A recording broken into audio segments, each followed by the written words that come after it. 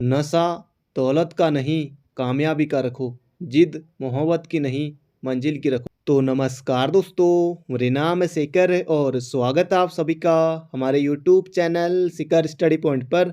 तो दोस्तों, इस वीडियो में हम देखने वाले हैं अर्थव्यवस्था से संबंधित महत्वपूर्ण प्रश्नों को। इसकी दोस्तों बहुत ज़्यादा डिमांड आ रही थी कि जो हमारे सिलेबस में है भारतीय अर्थव्यवस्था से संबंधित महत्वपूर्ण प्रश्नों को लेकर आइए दोस्तों। आज हम देखने वाले हैं 101 महत्वपूर्ण प्रश्नों को, जो कि दोस्तों किसी न किसी एग्जाम में पूछे जा चुके हैं। और मुझे उम्मीद ही नहीं, पूरा विश्वास भी है कि आप वीडियो को अंत तक जरूर से देखेंगे, क्योंकि दोस्तों ज़बरदस्त प्रश्न है, किसी न किसी एग्जाम में पूछे जा चुके हैं, तो इसलिए दोस्तों महत्वपूर्ण है। तो चलिए दोस्तों, वीडियो की शुरुआत। पहला प्रश्न है यहाँ पर हमारा, और यहाँ पर दोस्तों हम बिल्कुल तूफानी अंदाज में चलने वाले हैं, क्योंकि क्वेश्चनों की संख्या ज़्यादा है और एग्ज़ाम हमारे नज़दीक है। रिवीजन दोस्तों आपको यहाँ पर करना है।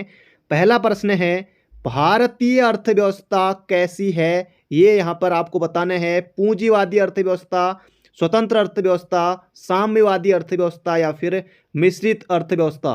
दोस्तों इसका सही उत्तर हो जाएगा यहाँ पर हमारा ऑप्शन नंबर डी, मिश्रित अर्थव्यवस्था है भारतीय अर्थव्यवस्था। तो बढ़ते हैं अगले प्रश्न की तरफ। अगला प्रश्न है, जिस विदेशी मुद्रा में शीघ्र देशांतरण की प्रवृत्ति हो उसे कहते हैं। जल्दी से आपको यहाँ पर बताना है। इसका सही उत्तर हो जाएगा दोस्तों सुलभ मुद्रा, ऑप्शन नंबर बी। जिस विदेशी मुद्रा में शीघ्र देशांतरण की प्रवृत्ति हो उसे दोस्तों कहते हैं सुलभ मुद्रा। पढ़ते हैं अगले प्रश्न की तरफ। कई बार दोस्तों ये मुद्रा बोलने के चक्कर में, वो आपके साथ भी होता होगा, बचपन में भी होता था मेरे साथ, जैसे मुर्दा में बोल देता था। अगला प्रश्न है यहाँ पर हमारा, अभी भी हो जाता है कई बार कि कई चीज़ें होती हैं तो इस तरह से बोलने में गड़बड़ी हो जाती है। अगला प्रश्न है, भारत में मुद्रास्फीति मापी जाती है। ये यहाँ पर आपको दोस्तों बताना है। थोक मूल्य सूचकांक के द्वारा, शहरी और शहरी गैर कामगारों के लिए उपभोक्ता मूल्य सूचकांक द्वारा, कृषि श्रमिकों के लिए उपभोक्ता मूल्य सूचकांक द्वारा, या राष्ट्रीय आय अवस्फीति द्वारा। तो इसका सही उत्तर हो जाएगा दोस्तों यहाँ पर हमारा, भारत में मुद्रास्फीति मापी जाती है थोक मूल्य सूचकांक द्वारा। ऑप्शन नंबर ए होगा इसका सही उत्तर, ए फॉर अल्मोड़ा।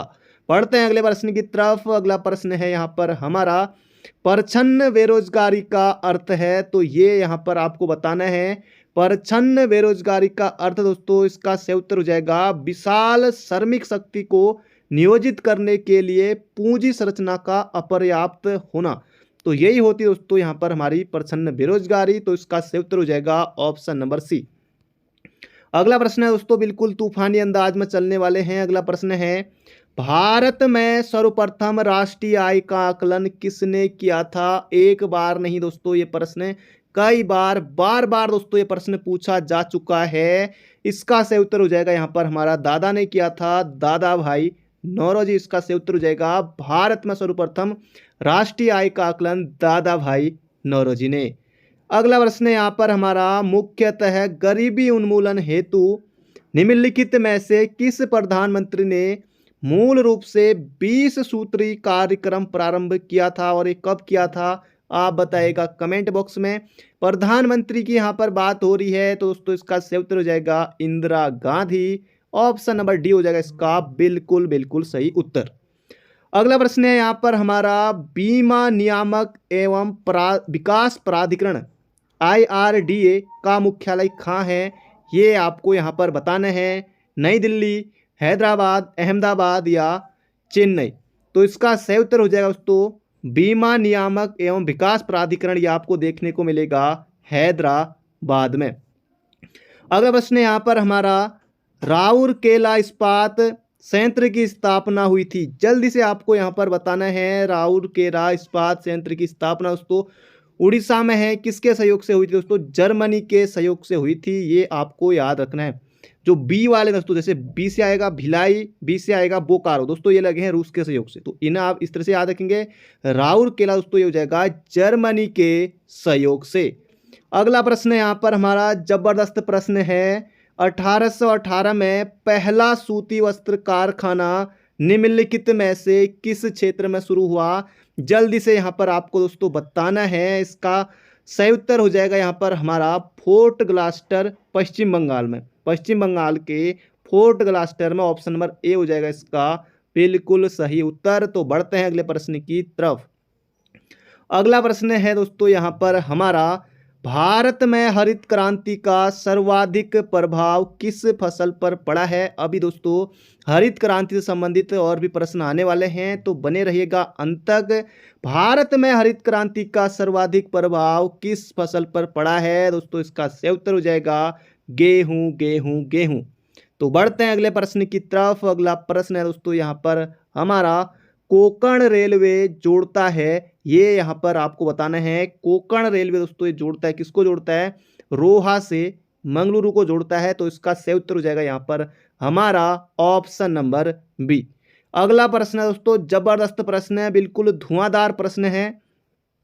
प्रधानमंत्री ग्राम सड़क योजना किस वर्ष प्रारंभ की गई थी, ये यहाँ पर आपको बताना है। प्रधानमंत्री ग्राम सड़क योजना दोस्तों ये आई थी 25 दिसंबर, ऑप्शन नंबर बी होगा 25 दिसंबर सन 2000 में। तो ऑप्शन नंबर बी हो जाएगा इसका बिल्कुल बिल्कुल सटीक उत्तर। तो बढ़ते हैं अगले प्रश्न की तरफ। दोस्तों ये प्रश्न किसी न किसी एग्जाम में पूछे जा चुके हैं। अभी तक आपने दोस्तों वीडियो को लाइक नहीं किया है तो जल्दी से कर दीजिए लाइक, हो सके दोस्तों एक शेयर जरूर कीजिएगा। अगला प्रश्न है, केंद्र सरकार के बजट के चालू खाते में व्यय की सबसे बड़ी मद है। जल्दी से यहाँ पर आपको बताने हैं, प्रतिरक्षा व्यय, ब्याज भुगतान, केंद्रीय आयोजना, सामाजिक योजनाओं पर व्यय। दोस्तों इसका सही उत्तर हो जाएगा ऑप्शन नंबर बी, केंद्रीय आयोजना। तो इसका सही उत्तर हो जाएगा option number B, B for Bageshwar. अगला प्रश्न है यहाँ पर हमारा, भारत के लिए नियोजित अर्थव्यवस्था प्लान्ड इकोनॉमी फॉर इंडिया नामक पुस्तक के लेखक कौन है। जबरदस्त प्रश्न है और बिल्कुल दोस्तों छपने वाला प्रश्न है एग्जाम में। इसका सही उत्तर हो जाएगा सर एम विश्वेश्वरैया। बिल्कुल दोस्तों याद रखिएगा, भारत के लिए नियोजित अर्थव्यवस्था। तो बढ़ते हैं दोस्तों अगले प्रश्न की तरफ। अगला प्रश्न है यहाँ पर हमारा, नेहरू महालनोबिस विकास की युक्ति निम्नलिखित में से किस एक पंचवर्षीय योजना द्वारा पहली बार कार्यान्वित की गई थी, ये यहाँ पर आपको बताना है दोस्तों। ये आई थी महालनोबिस योजना दोस्तों, दूसरी है, दूसरी पंचवर्षीय योजना। पहली पंचवर्षीय योजना दोस्तों हेराल्ड डमर मॉडल पर है। तो इसका सही उत्तर हो जाएगा यहाँ पर हमारा दूसरी पंचवर्षीय योजना। तो बढ़ते हैं अगले प्रश्न की तरफ। अगला प्रश्न है दोस्तों यहाँ पर हमारा, विश्व व्यापार संगठन दोस्तों WTO जिसका अंग है वह है विश्व व्यापार संगठन। दोस्तों ये यहाँ पर आपको बताना है, मुख्यालय है दोस्तों जिनेवा में इसका। और ये यहाँ पर बताना है किसका अंग है, किसका उत्तराधिकारी है दोस्तों, ये है गैट का दोस्तों उत्तराधिकारी है। तो इसका सही उत्तर हो जाएगा गैट सदस्यों द्वारा स्थापित एक अंतर्राष्ट्रीय व्यापार संगठन। गैट की स्थापना दोस्तों होती है 1948 में और WTO की स्थापना दोस्तों होती है 1995 में। तो बढ़ते हैं दोस्तों अगले प्रश्न की तरफ। अगला प्रश्न है यहाँ पर हमारा, मेक इन इंडिया कार्यक्रम आरंभ किया गया। जबरदस्त दोस्तों प्रश्न है, मेक इन इंडिया कार्यक्रम दोस्तों ये आया था 2014 में। तो इसका सही उत्तर हो जाएगा सितंबर 2014, 28 सितंबर 2014। तो बढ़ते हैं दोस्तों अगले प्रश्न की तरफ। अगला प्रश्न है यहाँ पर हमारा, तारापुर समिति निम्नलिखित में से किस एक से संबंधित थी, ये यहाँ पर दोस्तों आपको बताना है। तो इसका सही उत्तर हो जाएगा दोस्तों यहाँ पर हमारा पूर्ण पूंजी लेखा संपरिवर्तनीयता, ऑप्शन नंबर बी। अगला प्रश्न यहाँ पर हमारा, विदेशी व्यापार का भुगतान संबंधित है। जल्दी से यहाँ पर आपको बताना है, जबरदस्त प्रश्न है दोस्तों। इसका सही उत्तर हो जाएगा भुगतान संतुलन से, ऑप्शन नंबर डी। अगला प्रश्न है जबरदस्त दोस्तों, यहाँ पर यह प्रश्न है, कौन सी पुस्तक दोस्तों अमर्त्य सेन द्वारा नहीं लिखी गई है। जबरदस्त दोस्तों प्रश्न है, बड़े बड़े एग्जाम में आएगा। या फिर दोस्तों इस तरह से आ सकता है कि पॉवर्टी एंड फेमिन किसकी पुस्तक है, तब आप बताएंगे अमर्त्य सेन की है। ऑन इकोनॉमिक इन इक्वलिटी ये किसकी पुस्तक है दोस्तों, एक नंबर के लिए यही आ सकता है, तब आप बताएंगे अमर्त्य सेन की है। Collective choice and social welfare दोस्तों ये भी अमर्त्य सेन की है। इसका सही उत्तर हो जाएगा दोस्तों, तीनों है, इसका सही उत्तर हो जाएगा ऑप्शन नंबर डी। अगला प्रश्न है दोस्तों यहाँ पर हमारा जबरदस्त प्रश्न है, भारत सरकार द्वारा वर्ष दोस्तों, वर्ष कब, 2007, 2012, 2008, 2009। तो प्रश्न है यहाँ पर, भारत सरकार ने वर्ष यहाँ पर आएगा मैं राष्ट्रीय ग्रामीण योजना गारंटी अधिनियम पूर्व पद के रूप में एमजी जोड़ा था। महात्मा गांधी कब जोड़ा था? एमजी का मतलब है महात्मा गांधी। दोस्तों ये कब जोड़ा था? ये जोड़ा था 2009 में, तो यहाँ पर आएगा 2009। अगला प्रश्न है यहाँ पर हमारा, जबरदस्त दोस्तों प्रश्न है और कई बार दोस्तों ये प्रश्न एग्जाम में आता है। मानव विकास सूचकांक HDI का आधार क्या है? जबरदस्त प्रश्न है दोस्तों। इसमें अभी भारत की जो रैंकिंग है वह है दोस्तों 132वीं, और ये प्रश्न भी बिल्कुल छपेगा एग्जाम में। तो यहां पर पूछा है कि दोस्तों मानव विकास सूचकांक HDI का आधार क्या है? तो इसका सही उत्तर हो जाएगा दोस्तों, सबसे पहले स्वास्थ्य। यहाँ पर शिक्षा है, यहाँ पर स्वास्थ्य नहीं है दोस्तों, स्वास्थ्य हो जाएगा, शिक्षा हो जाएगा और यहाँ पर रोजगार आ गया, तो जीवन स्तर आएगा। स्वास्थ्य, शिक्षा और जीवन स्तर दोस्तों, ऑप्शन नंबर सी होगा इसका सही उत्तर। इसमें रोजगार आ गया, स्वास्थ्य, शिक्षा, जीवन स्तर, ऑप्शन नंबर सी हो जाएगा इसका बिल्कुल बिल्कुल सटीक उत्तर। तो दोस्तों बढ़ते हैं अगले प्रश्न की तरफ।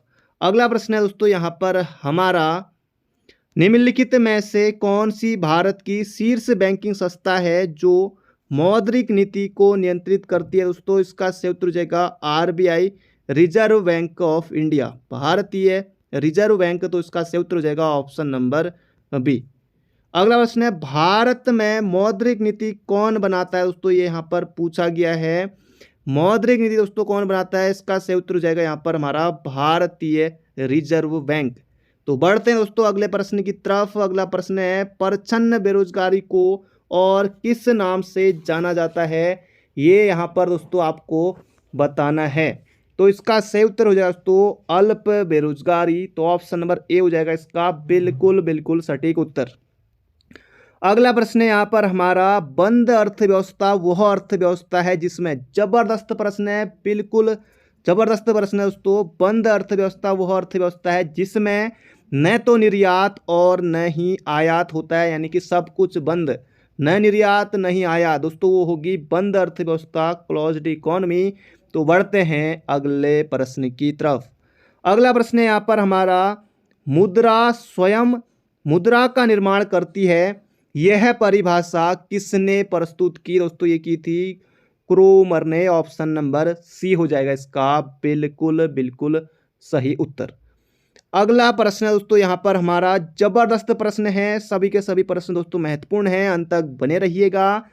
भारत में बैंकिंग विनियमन अधिनियम में पारित हुआ, जल्दी से दोस्तों आपको बताना है, 1951, 1974, 1965 या 1949।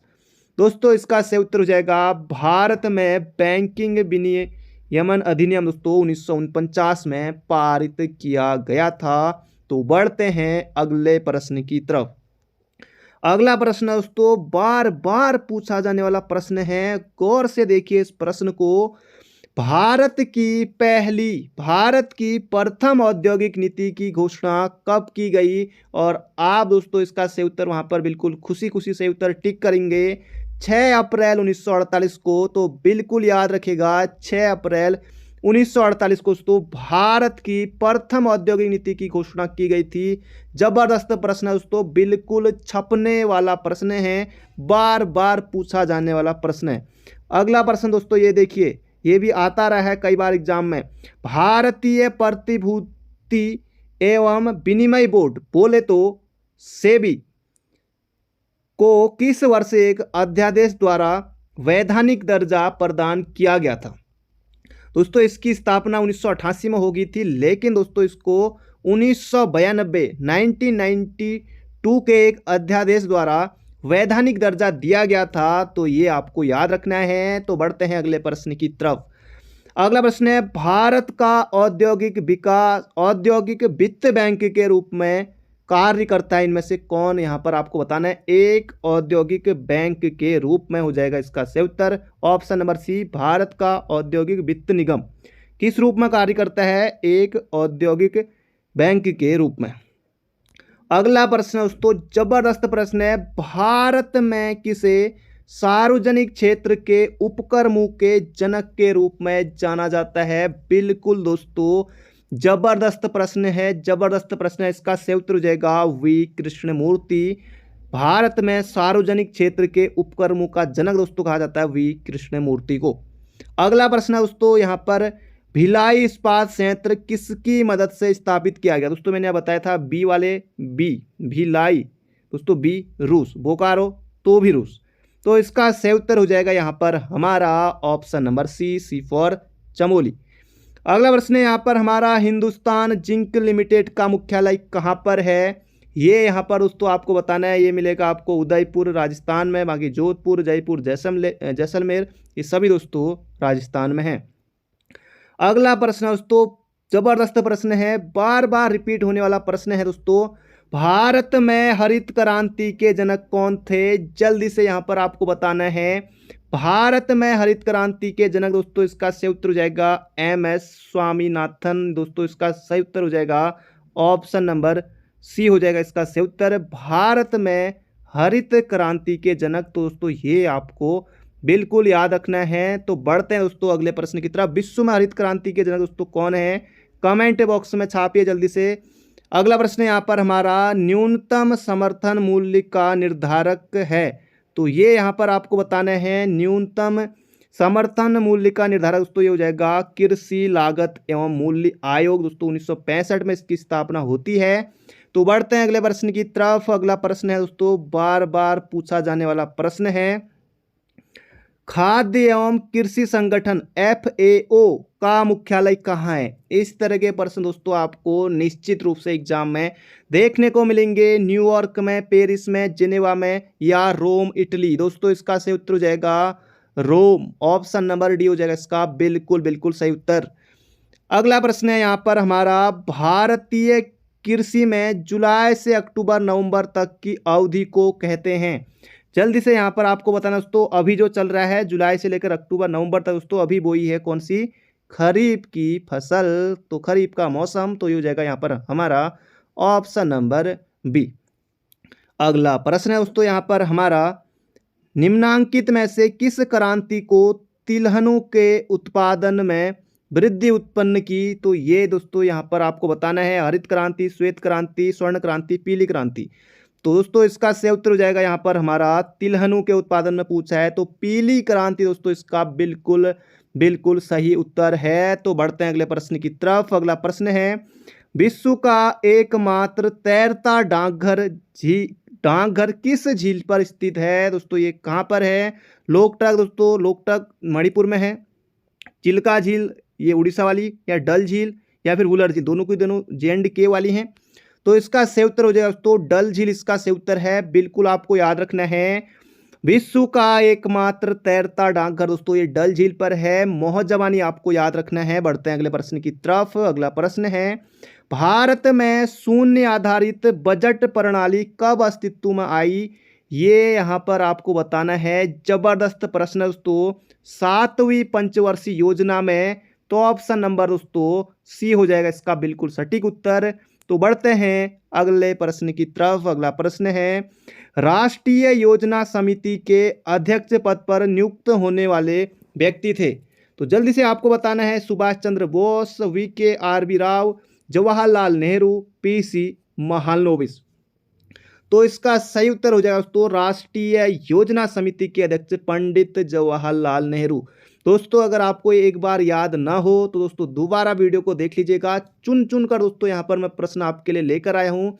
ये सभी के सभी प्रश्न दोस्तों किसी न किसी एग्जाम में पूछे जा चुके हैं। अगला प्रश्न है, भारतीय विदेश व्यापार संस्थान कहाँ स्थित है? जल्दी से दोस्तों आपको बताना है, मुंबई आपको नहीं करना है दोस्तों, इसका सही उत्तर हो जाएगा न्यू दिल्ली।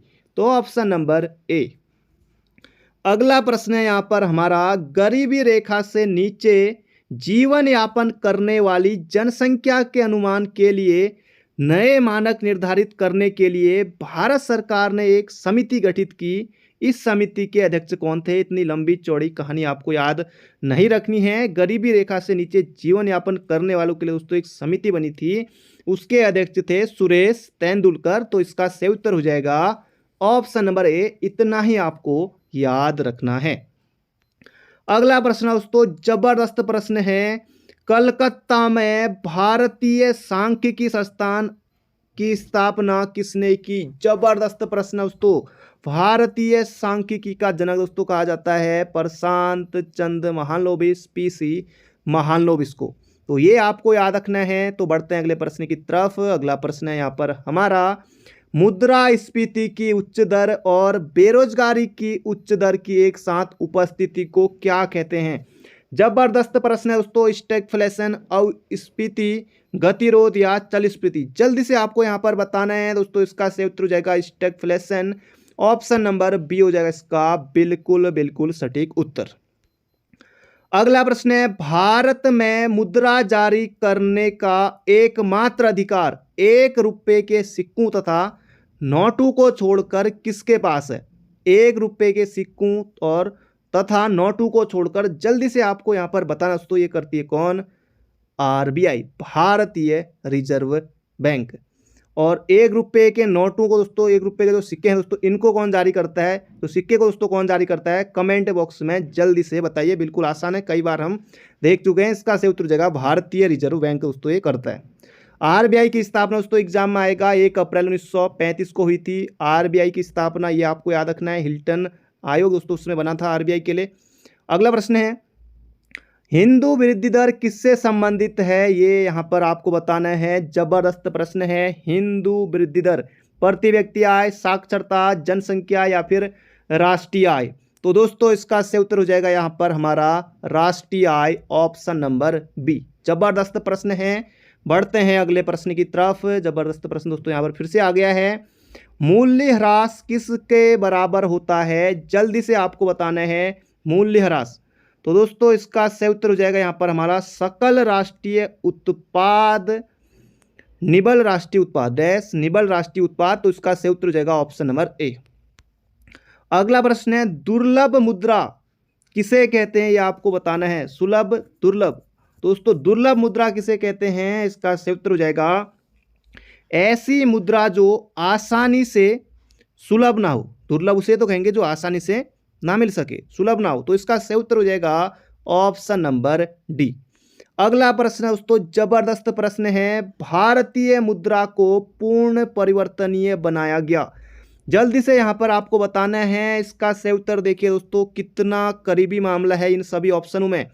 तो इसका सही उत्तर हो जाएगा 1993-94 के केंद्रीय बजट में भारतीय मुद्रा को पूर्ण परिवर्तनीय बनाया गया। बढ़ते हैं अगले प्रश्न की तरफ। अगला प्रश्न है, भारतीय यूनिट ट्रस्ट यूटीआई की स्थापना किस वर्ष की गई? दोस्तों जल्दी से आपको यहां पर बताना है। भारतीय यूनिट ट्रस्ट यूटीआई की स्थापना दोस्तों ये की गई थी 1964 में, 1964।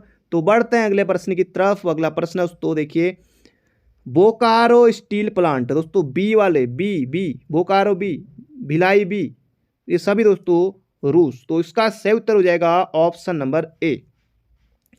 अगला प्रश्न यहाँ पर हमारा जबरदस्त प्रश्न है। भारतीय कृषि के क्षेत्र में उपज वाली किस्मों का कार्यक्रम कब शुरू किया गया था? जल्दी से दोस्तों यहाँ पर आपको बताना है।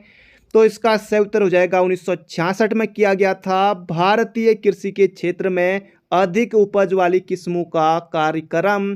तो बढ़ते हैं दोस्तों अगले प्रश्न की तरफ। अगला प्रश्न है दोस्तों यहाँ पर हमारा, मिश्रित कृषि में सम्मिलित है। तो ये यहाँ पर आपको बताना है मिश्रित कृषि में क्या सम्मिलित है। दोस्तों इसका सही उत्तर हो जाएगा कई तरह की फसलें उगाना तथा पशुपालन भी करना।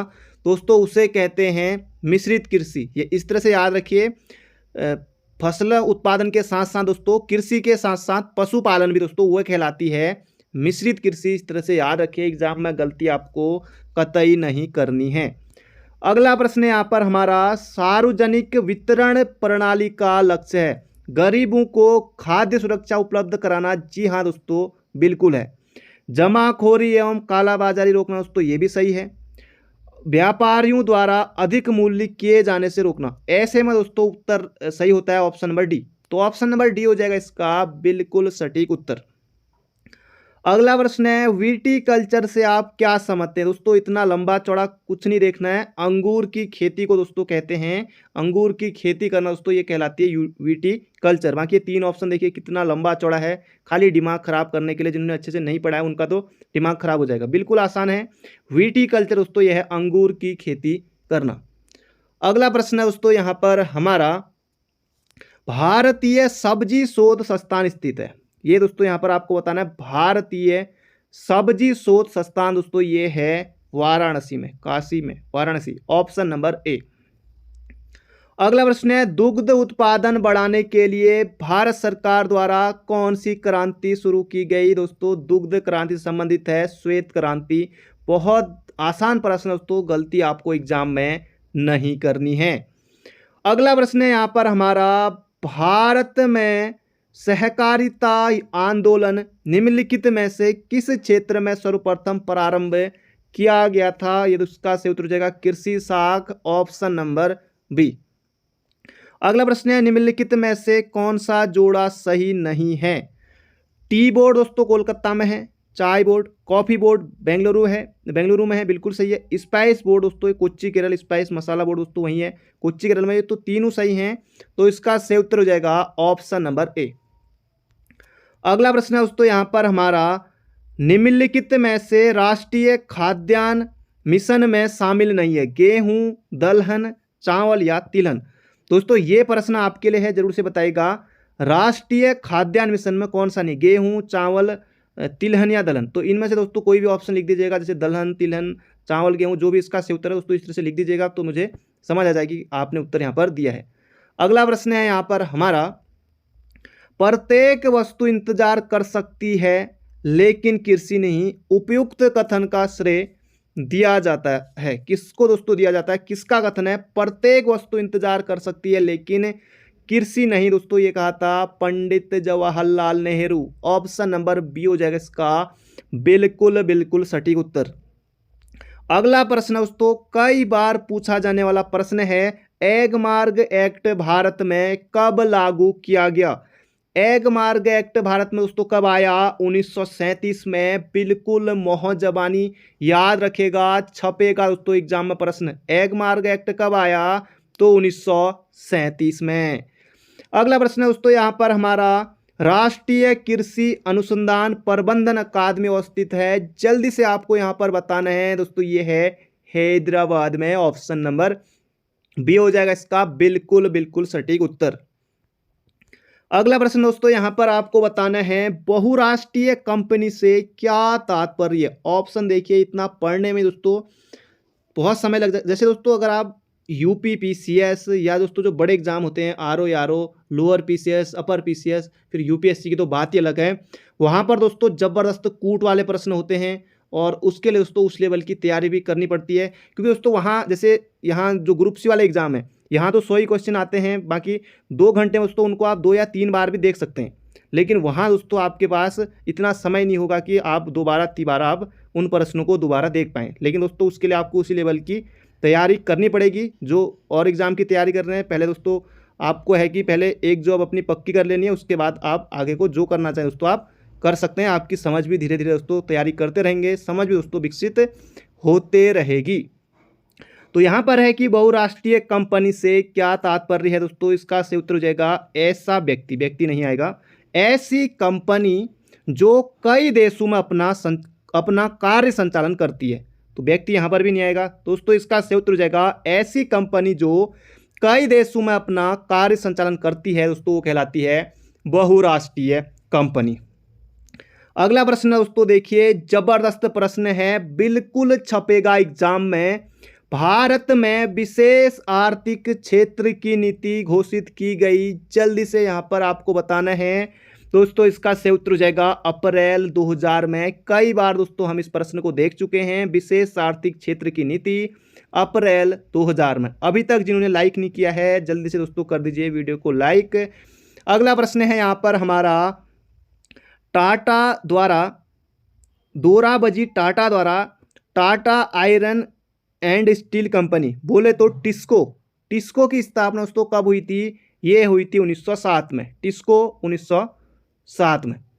अगला प्रश्न है दोस्तों यहाँ पर हमारा, सेंट्रल बैंक बोले तो केंद्रीय बैंक के परिमाणात्मक उधार नियंत्रण उपाय में निम्नलिखित में से क्या शामिल नहीं है? बैंक दर नीति, खुला बाजार प्रचलन, नकदी रिजर्व अनुपात दोस्तों ये सभी हैं, अनुपात सभी हैं, नकदी रिजर्व अनुपात ये भी है। इसका सही उत्तर हो जाएगा नैतिक दबाव दोस्तों, ये नहीं है। ऑप्शन नंबर डी होगा इसका सही उत्तर। दोस्तों अभी कुछ प्रश्न बचे हुए हैं, बने रहेगा अंत तक। अगला प्रश्न है, यदि किसी अर्थव्यवस्था में मुद्रास्फीति निरंतर बढ़ रही है तो केंद्रीय बैंक क्या करेगा? दोस्तों केंद्रीय बैंक, यदि अर्थव्यवस्था में मुद्रास्फीति निरंतर बढ़ रही है तो दोस्तों केंद्रीय बैंक रेपो दर में वृद्धि, कहाँ गया वृद्धि? रेपो दर में वृद्धि। ऑप्शन नंबर सी हो जाएगा इसका बिल्कुल बिल्कुल सटीक उत्तर।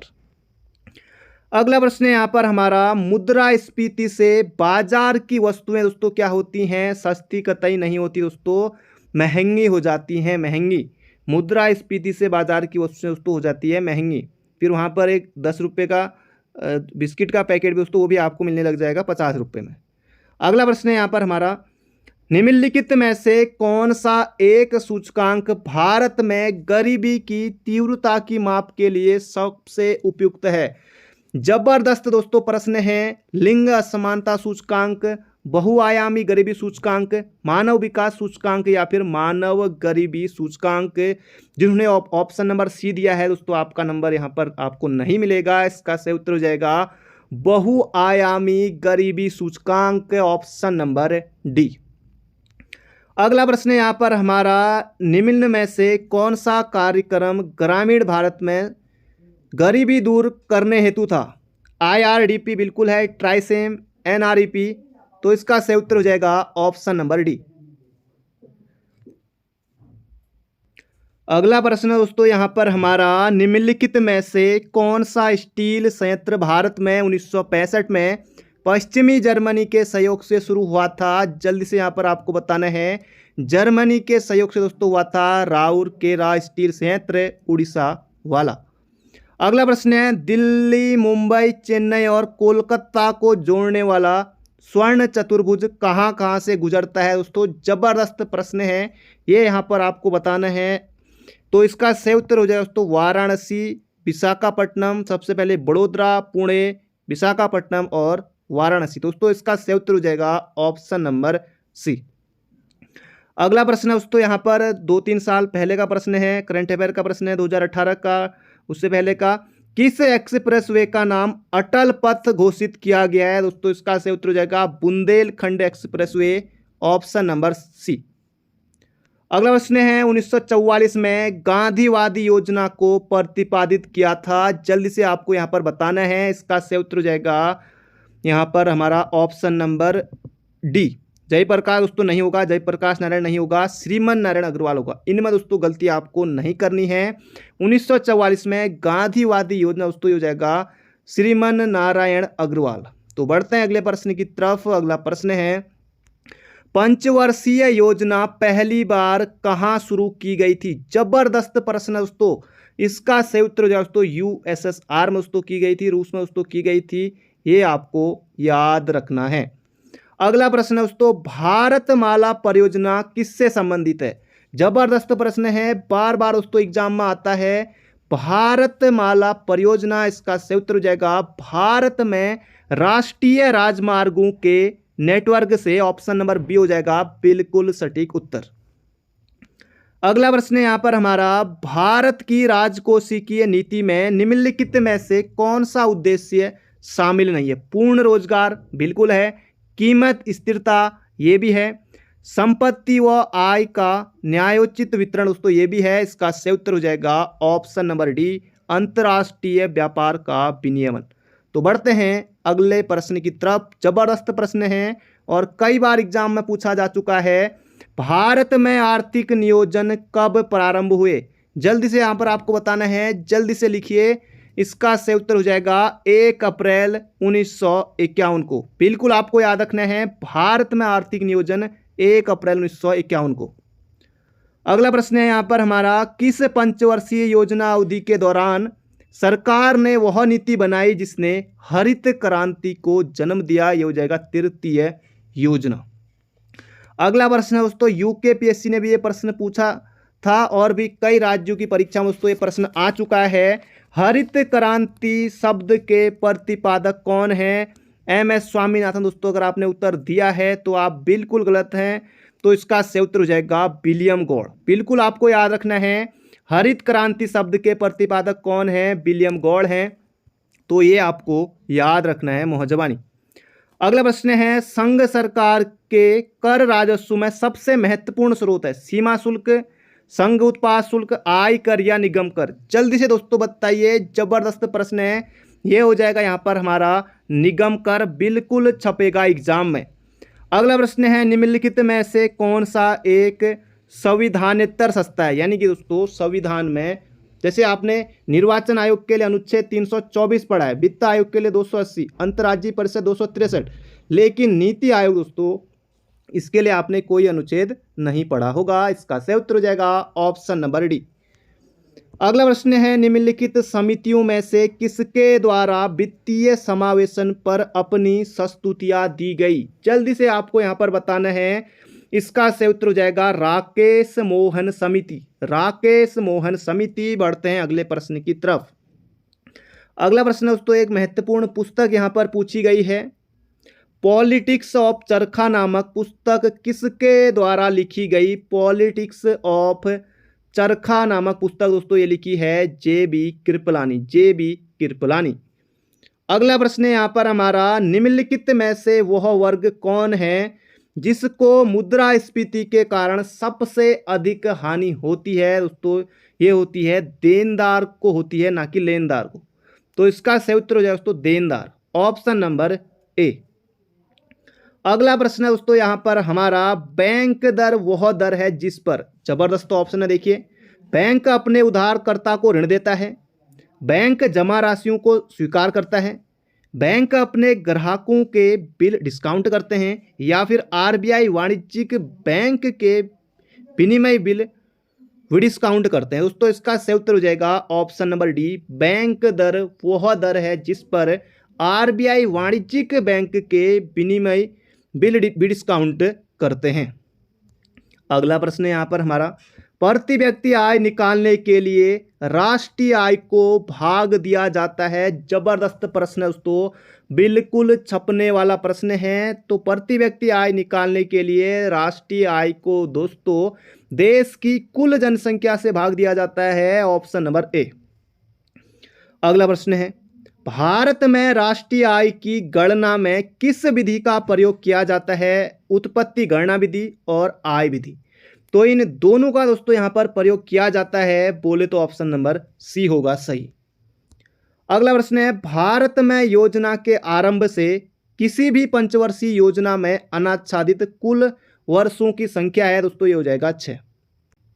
अगला प्रश्न है दोस्तों यहाँ पर हमारा, राजकोषीय घाटे से तात्पर्य है? इसका सही उत्तर होगा दोस्तों ऑप्शन नंबर ए, कुल व्यय बराबर राजस्व प्राप्तियां प्लस ऋणों की वसूली प्लस विनिवेश से प्राप्तियां, ऑप्शन नंबर ए। अगला प्रश्न है, राष्ट्रीय विकास परिषद का गठन जिस तिथि को हुआ था वह थी? जबरदस्त दोस्तों प्रश्न है, राष्ट्रीय विकास परिषद। तो इसका सही उत्तर हो जाएगा 6 अगस्त 1952। बहुत ज्यादा दोस्तों महत्वपूर्ण है, 6 अगस्त 1952, ऑप्शन नंबर सी। अगला प्रश्न है, कौन सा संगठन विदेश व्यापार का संवर्धन करता है? ECGC। अब यहां पर दोस्तों उपयुक्त डी वाला नहीं करना है, वरना नंबर मिलने के बजाय चला जाएगा ऑप्शन नंबर ए।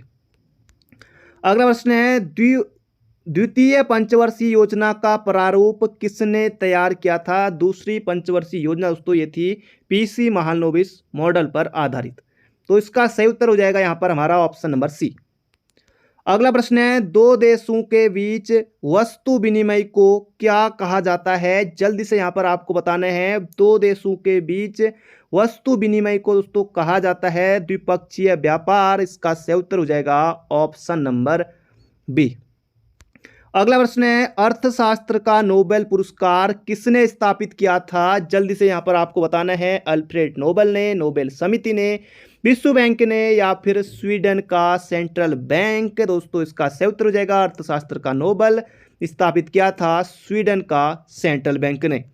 अगला प्रश्न है दोस्तों, कार्ल मार्क्स की पुस्तक दास कैपिटल प्रकाशित हुई पहला प्रश्न दोस्तों यही बनेगा कि दास कैपिटल किसकी पुस्तक है 1 नंबर के लिए, तब आप बताएंगे कार्ल मार्क्स। और दोस्तों कब आई थी 1867 में। अगला प्रश्न है दोस्तों, आखिरी प्रश्न है यहाँ पर हमारा, निम्नलिखित में से कौन सा एक भूमि उपयोग वर्ग नहीं है? वन भूमि, उपांत भूमि, चरागाह भूमि, ऊसर और व्यर्थ भूमि। तो इसका सही उत्तर हो जाएगा ऑप्शन नंबर बी। तो दोस्तों ये थे आज के हमारे महत्वपूर्ण प्रश्न। बाकी मिलते हैं बहुत जल्दी एक नई वीडियो में। चैनल पर नए हो तो चैनल को सब्सक्राइब जरूर कर लीजिएगा। अगर आपने अभी तक वीडियो को लाइक नहीं किया, लाइक जल्दी से कर दीजिए। मिलते हैं बहुत जल्दी एक नई वीडियो में। Thank you friend, thank you so much. अपना ध्यान रखिए, स्वस्थ रहिए, मस्त रहिए और मुस्कुराते रहिए।